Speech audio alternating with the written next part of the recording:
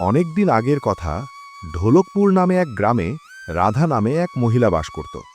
রাধা প্রতিদিন বাজারে টমেটো বিক্রি করতে যেত। স্বভাবে সে খুবই কথা বলতে ভালোবাসত। টমেটো বিক্রি করার সময় সে সবার সঙ্গে অনেক গল্প করত। এজন্য গ্রামের লোকেরা তাকে বকবক করা মিনা বলে ডাকতে শুরু করেছিল। কিছুদিন পর বাইরে থেকে রামু ও শ্যামু নামে দুইজন লোক গ্রামে এসে থাকতে শুরু করল। একদিন তারা রাধার সঙ্গে কথা বলল। এই টমেটো আলি, টমেটোর দাম কত? রাধা বলল, স্যার, টমেটো মাত্র 20 টাকা কেজি, একদম টাটকা আর সস্তা। পুরো গ্রাম আমার টমেটো পছন্দ করে। চাইলে আপনাদের জন্য 2-4 কেজি আলাদা করে দিতে পারি। আপনার স্ত্রী খুব খুশি হবেন ভাই। তারা বলল, আরে আরে, এত কথা বলো না, 2 কেজি দাও। সেদিন রাধার ভালো লাভ হলো, মোট 400 টাকা লাভ করল। সে খুব খুশি হয়ে ভাবল, আজ 400 টাকা রোজগার করেছি, এভাবে চলতে থাকলে একদিন আমিও দামি শাড়ি পরব।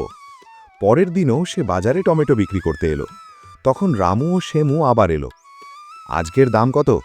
গতকালের টমেটো খুব ভালো ছিল। আমাদের একটা ছোট ধাবা আছে, প্রতিদিন অন্তত 10 কেজি টমেটো দরকার। তুমি কি প্রতিদিন সরবরাহ করতে পারবে? রাধা বলল, অবশ্যই পারব। এরপর থেকে রাধা প্রতিদিন তাদের ধাবায় 10 কেজি টমেটো দিত এবং বাজারেও বিক্রি করত। তার আয় অনেক বেড়ে গেল।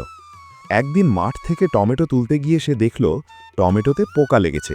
সে চিন্তিত হয়ে পড়ল।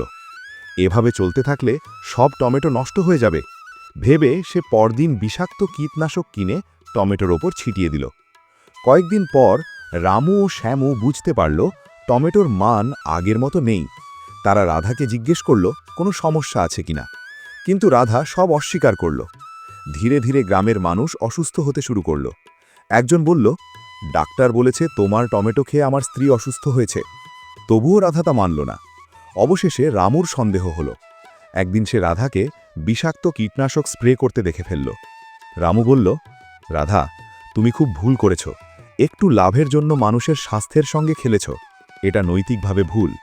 রাধা কাঁদতে কাঁদতে ক্ষমা চাইল, কিন্তু তখন অনেক দেরি হয়ে গেছে। রামু পুরো গ্রামে বিষয়টি জানিয়ে দিল। এরপর কেউ আর রাধার কাছ থেকে টমেটো কিনল না। তার ব্যবসা পুরোপুরি বন্ধ হয়ে গেল। তখন রাধা নিজের ভুল বুঝতে পারল, কিন্তু ততক্ষণে সে সবার বিশ্বাস হারিয়ে ফেলেছে। এই গল্প থেকে শিক্ষা, লোভ কখনো ভালো ফল দেয় না। বিশ্বাস অর্জন করতে অনেক সময় লাগে, কিন্তু একটি ভুলেই সব কিছু নষ্ট হয়ে যেতে পারে।